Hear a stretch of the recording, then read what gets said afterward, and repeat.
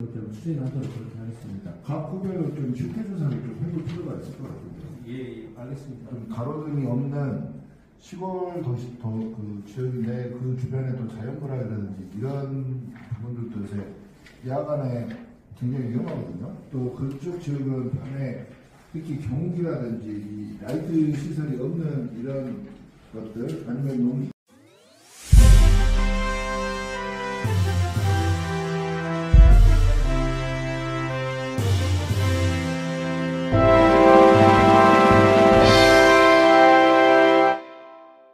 자, 여러분 안녕하세요. 반갑습니다. 헤럴드 경제 서인주 기자입니다. 2025년 2월 10일 월요일 광주의 경제, 부동산, 아파트 소식 지금부터 시작을 해보도록 하겠습니다.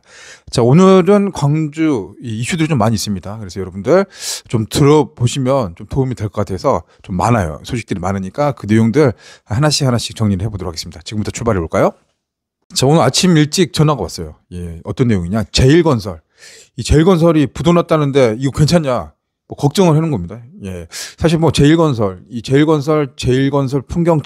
풍경채 우리 광주 분들이면 익숙합니다. 광주 현장들을 많이 지금 하고 있습니다. 첨단 3지구도 제일 풍경채 아파트 세대수가 꽤 많고 민간공원 특례사 봉산 풍경채 기타 이제 여러 곳에서 이 풍경채 익숙한 브랜드로 알려져 있습니다. 이 제일건설인데 이 제일건설이 부도났다는 소리는 이 익산에 있는 제일건설이 이 같은 브랜드를 갖고 있는 이름이죠. 이름이 제일건설 똑같아요. 브랜드는 틀립니다. 이 익산에 있는 이 회사가 10년 동안 워크아웃 기간, 워크아웃. 그러니까 채무 조정 막 이런 거를 10년 동안 하다가 한 4개월, 워크아웃 4개월 후에 부도가 났다는 소리입니다. 그래서 익산은 좀 난리가 났었죠. 익산의 이 회사, 이 제일건설이 오투 그란데라는 아파트 브랜드로 이 사업을 진행을 했었는데요. 작년 말부터 삐걱대더니 이제 최종 부도 처리가 됐습니다. 이 전북의 건설사 중에서는 네 번째로 큰 회사가 제일건설입니다. 이 제일건설 시공 능력은 1,317억 정도 됩니다. 이 회사, 그러니까 이제 우리 광주에 본사를 둔 이 화순 광주에 본사를 둔 제일건설, 우리 풍경채라고 할게요. 풍경채는 전혀 관계가 없다. 이 제일건설 풍경채, 이 광주 본사인 회사는 이상이 없습니다. 이상이 없고 오히려 더 잘 나가고 있습니다. 지금 이 건설업이 어렵고 힘들었는데 오히려 풍경채는 더 성장을 했다. 좀 이제 이례적인 상황인데 이 풍경채 또 제일건설 이 이슈 때문에 고민하신 분들이 지금 광주 분들도 여러분 계실 것 같고 헷갈리신 분들 많을 것 같습니다. 실제로 이제 뭐 최근 들어서 이 전라북도에 있는 제일건설이 분양했던 아파트, 이게 익산의 아파트 이제 짓고 있어요. 분양받았던 아파트인데 이 80% 정도 공정률을 보이다가 이 부도나니까 스톱된 거죠. 그러면 이제 당장에 이제 그 분양받았던 계약자들은 이제 발등에 불이 떨어진 겁니다. 어떤 게 떨어지냐? 이 금융에서 일단 이 중도금 대출 이런 부분들이 무이자로 나갔던 부분들을 유이자로, 그냥 당장 뭐 한 달에 한 100만 원, 200만 원 정도 되는 돈들이 이제 나가게 되는 상황입니다. 그러다 보니까 이 계약자들 불안한 겁니다. 여기 들어서 살아야 되는데 아파트는 다 지어진 것 같은데 회사 부도나서 이 스톱됐어요. 입주 기간은 지연될 거고 돈은 또 토해내야 되니까 이러저런 고민들이 많이 돼서 이런 분들이 이제 모여서 시위를 하고 있습니다. 이게 전라북도 익산의 소식이죠. 근데 이제 건설업 불황, 지방 부동산 침체 이런 것들은 이제 남일 같지는 않은데 이것들이 이제 이름이 너무 같은 회사다 보니까 제일건설 이름이 좋은 뜻이죠. 제일 좋아, 제일건설 이런 뜻이기 때문에 아무튼 이제 이게 비단 이제 우리가 살펴볼 문제는 이런 문제들 또 우리 광주에 있는 건설사들도 지금 힘들고 어려운 데가 많습니다. 오늘도 이제 제가 또 이 취재 현장에서 좀 들었던 이야기 중에 하나는 광주에 이제 중견 건설사, 뭐 알만한 이름만 되면 알아요.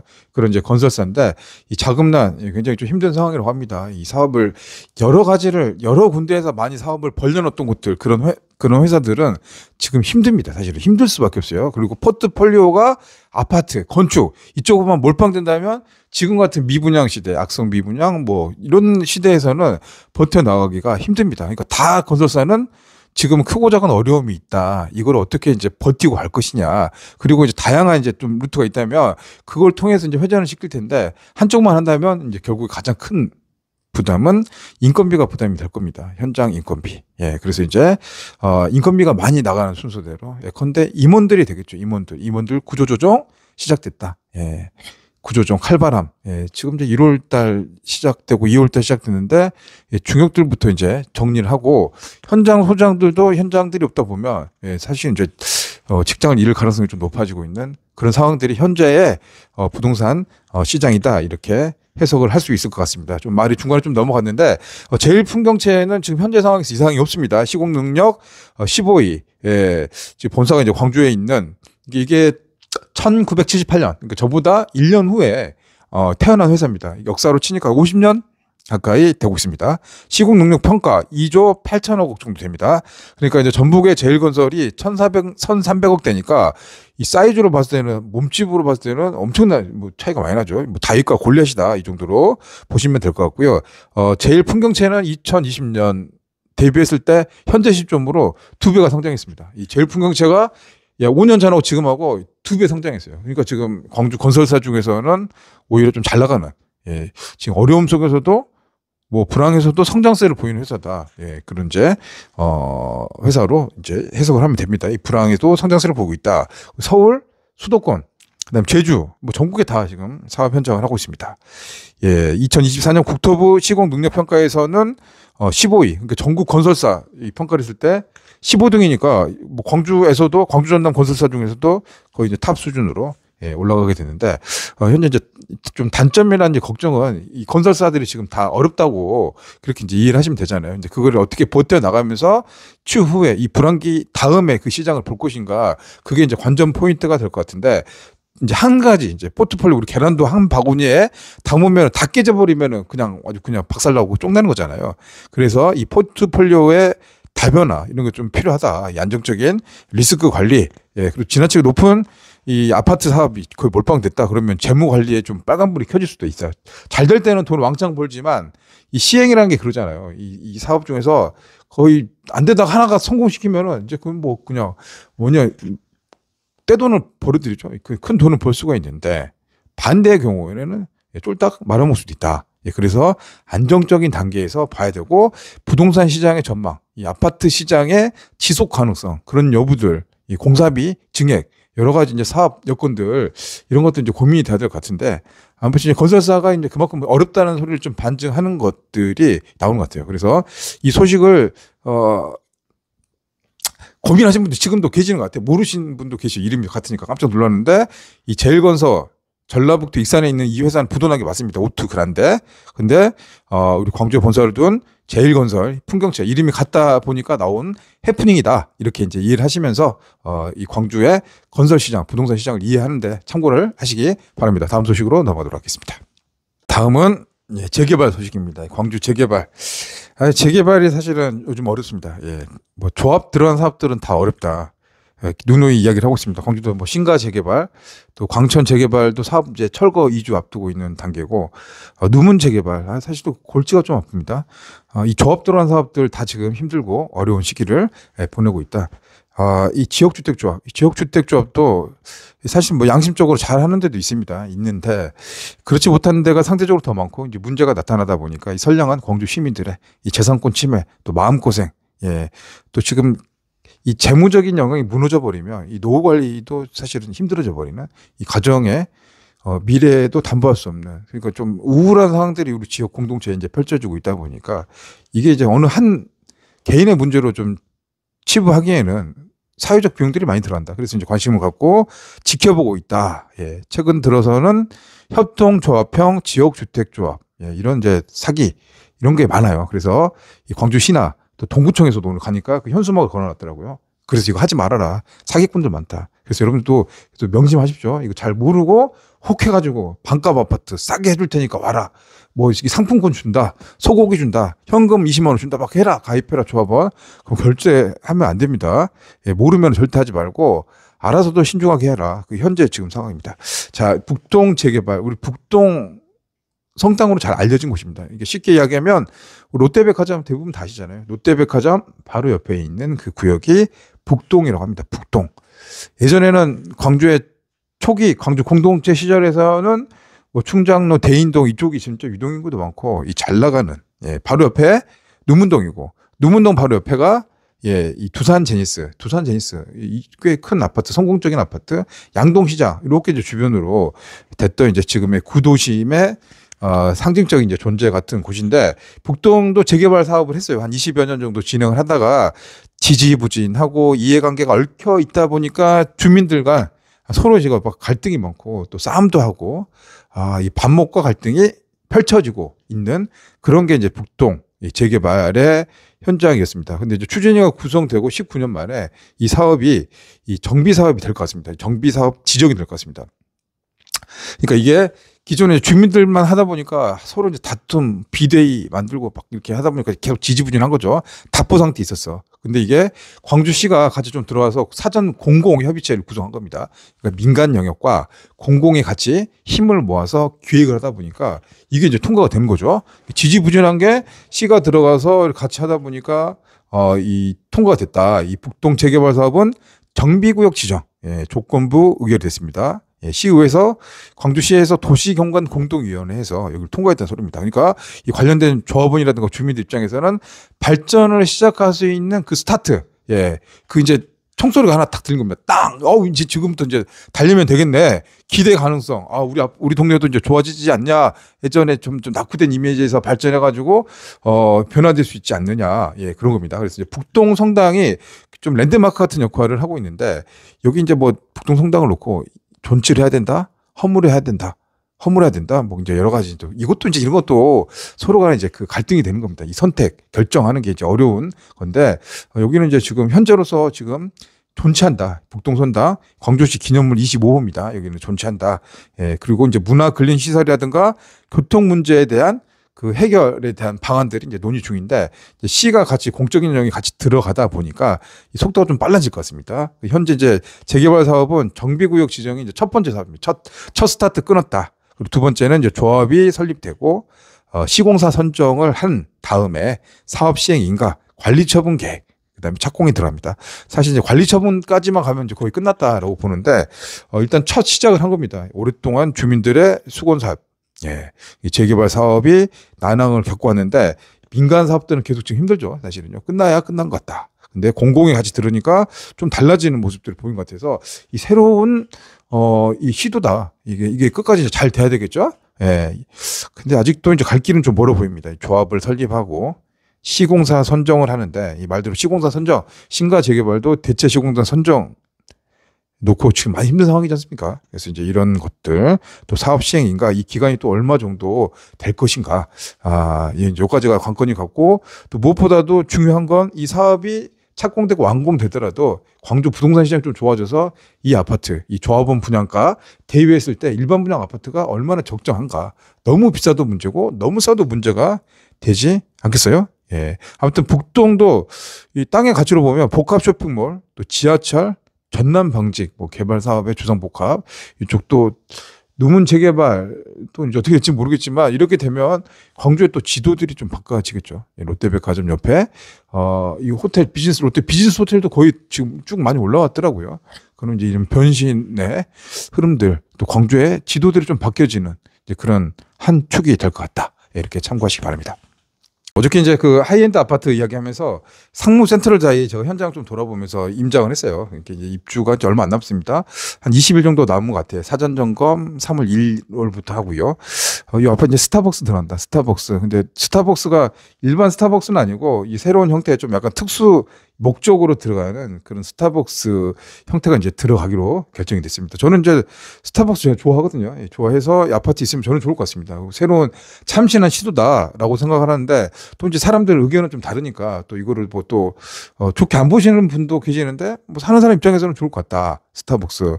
근데 이제 오늘 이제 그 방송을 보시고 이 상무 센트럴 자이 쪽에서 이제 연락이 오셨어요. 그래서 제가 몰랐는데 이 조식을 주는 아파트라고 제가 그 이야기를 했는데 조식 주는 아파트 아니다. 우리 아파트 조식 주지 않는다. 뭘 줍니까? 중식과 석식. 뭐 비슷하긴 하겠지만 점심과 저녁을 제공한 아파트다. 그래서 좀 요 내용은 좀 바로 잡아주면 좋겠다라고 해서 이제 그 말씀 보완하는 그런 이야기를 드립니다. 상무 센트럴 자이 스타벅스 하고 들어가고 중식과 석식 이거를 주는 이 아파트다. 다음 소식으로 넘어가겠습니다. 국가 예산이 없어서 못한다고 하면 시에서 시책 사업비로 공마다 이런 조사 좀 이렇게 건의 받아서 할 수 있는 데 있으면 해도 되지 않을까라는 그런 생각 안 해보시죠? 우리 과장님? 네, 방금 이제 의원님께서 말씀하신 것은 제가 보기에는 도로교통 시설물 같거든요. 표준형이라든지 이제 에서 저녁에 바짝바짝 빛나서 사고 방지하고 이런 시설인데 그래서 우리 교통 그래서 운영과에서 하죠. 지금 보조해주고 하는 걸로 알고 있습니다. 우리 운영과장님 한번 다 들어가면 가로등보다는 이게 훨씬 더. 자, 이제 내일 제가 그 광주시 이 산업건설 위원장님 한 40분 정도 인터뷰를 합니다. 인터뷰를 해서 이 광주의 산업건설 굉장히 이제 저희 채널하고 비슷하죠. 저희 채널이 광주의 경제 부동산 아파트 소식들 살펴보는 채널이다 보니까 딱 거의 비슷합니다. 하는 업무들이 이 광주의 산업건설 여기 교통까지 합니다. 그래서 이 시의회 산업건설위원회에서 이 관할하는 광주시청, 이 감독기관이죠. 또 예산권 가지고 있으니까 이 도시공사, 이 복합 쇼핑몰, 코스트코, 상무광천 지하철, 이 뜨거운 감자, 그리고 이 제조업, 산업, 이 자동차 산업이라든가 AI 산업들, 그리고 광주공항 이전 문제, 건축 인허가, 도시개발 사업이죠. 이 재개발, 재건축, 지역주택조합, 이제 여기를 관할하는 위원장님, 이제 광주의 중요한 일들을 이게 게이트 키핑을 하는 겁니다. 또 예산이 들어간 거니까 시 예산의 효율적인 활용 그리고 감시를 하는 그런 곳이 이제 광주시의회입니다. 그래서 현장에서 어떻게 이제 돌아가고 있는지 지금 이제 내일 모레면 상무광천선 그 개발에 대한 이제 결과가 나올 것 같습니다. 지금 한참 심의를 하고 계시더라고요. 142만 광주 공동체의 중요한 화두, 광주 발전의 축. 이래서 이제 이거 잘 하는 게 좀 중요하겠죠. 시의원들, 산업건설위원들이 어떻게 일하고 있는지 여러분들 한번 보시고 관심을 가져주셔야 됩니다. 잘하면 잘했다라고 칭찬을 해줘야 되고 시의원들도 못하면 못했다라고 지적을 해야 되고 또 표로 보여주셔야 됩니다. 그래야지 광주가 발전하죠. 그래서 오늘은 현장, 오늘 광주시의회에서 이 공무원들 대상으로 하는 사업들 이거 이제 점검하는 이제 그런 게 있었거든요. 그래서 그 모습 보시면서 이렇게 광주가 이렇게 돌아가는구나. 일단 공무원들 해놓은 것들을 이렇게 해서 하고 그래서 여러분들도 그거를 좀 공부를 하시면서 흐름을 좀 이해하시면 광주 경제부동산 아파트의 그 행정적인 면에서 돌아가는 그 측면에서 이해를 하는데 현장감을 가지지 않을까 싶습니다. 내일 우리 박필순 위원장님 만나서 제가 평소 궁금했던 거 여쭤보고 또 내일은 점심 무렵에는 강기정 시장님 좀 뵐 것 같아요. 시장님 뵈서 혹시 이제 또 관련해서 나온 문제들이 있으면 강 시장께도 한번 여쭤보도록 하겠습니다. 현장 영상을 통해서 이야기를 들어보죠. 오늘 마지막 소식입니다. 뭐 할 게 좀 많아요. 지금 더 있었는데 좀 부족한 거는 라이브 방송 통해서 조금 더 상세한 설명을 좀 드리도록 하고요. 오늘이 10일인데 이 트럼프가 이제 드디어 이제 오늘부터 이제 관세, 특히 이제 철강 관세 있습니다. 그러니까 이 철강 알루미늄을 25% 관세를 때리겠다. 무역 전쟁이 본격적으로 시작됐다. 그러니까 철강하면은 우리도 이제 우리하고 이제 관련된 게 생각을 해봐야 되죠. 자, 일단 뭐 요거는 이제 전남 동부권 쪽이죠. 여수, 광양, 여기 지금 순천까지 연결된다.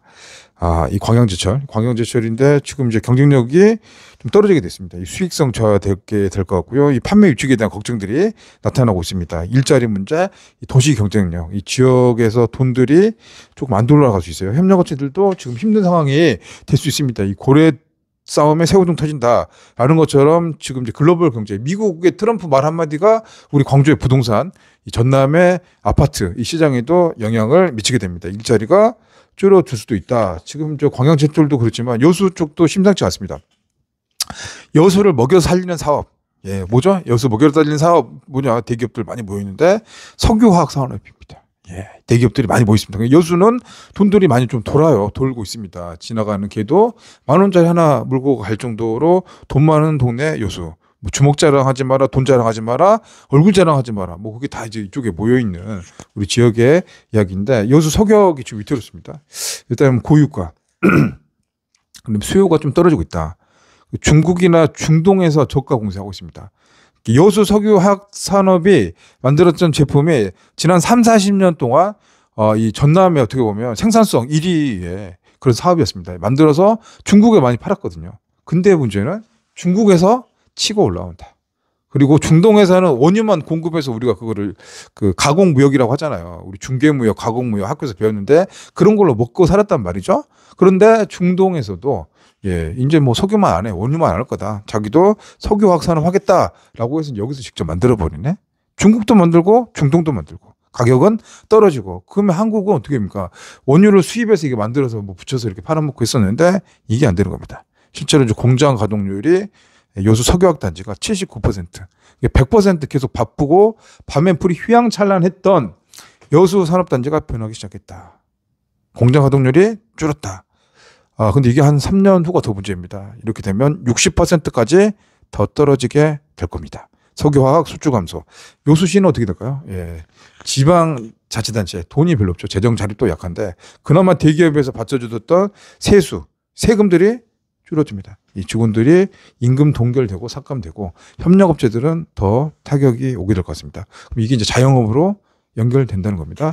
광주로 치면 똑같습니다. 지금 요수는 석유화학인데 광주는 자동차 산업들, 또 AI 산업들, 문화 콘텐츠 산업, 이 광주의 주요 이제 이 산업들입니다. 이 가전 산업들, 삼성전자 협력업체 또 위험합니다. 지금 이 백색 가전 라인들이 외국으로 이전을 하고 있고 캐스퍼 노조에서도 지금 얼마 전에 얘기했었죠. 이 집회 뭐 파업 이런 거 했었는데 이런 것들이 지금 좀 위험한 시그널을 보여주고 있다. AI 산업 대통령 비상 계엄 사태 이후로 이 전국이 불안전하면서 예산 자체가 삐그덕 되고 있습니다. AI 산업, 첨단 3지구 개발 사업과 연결되는 그런 사업들이죠. 그래서 산업들이 돌아가고 기업들이 와야지 일자리가 생기는 겁니다. 젊은 사람들. 그래야지 아파트도 들어가고 뭐 원룸도 들어가고 부동산도 가치가 안정적으로 될 건데 인구는 계속 빠져나가고 산업이 힘들면 부동산 뭐 같이 맞물린 겁니다.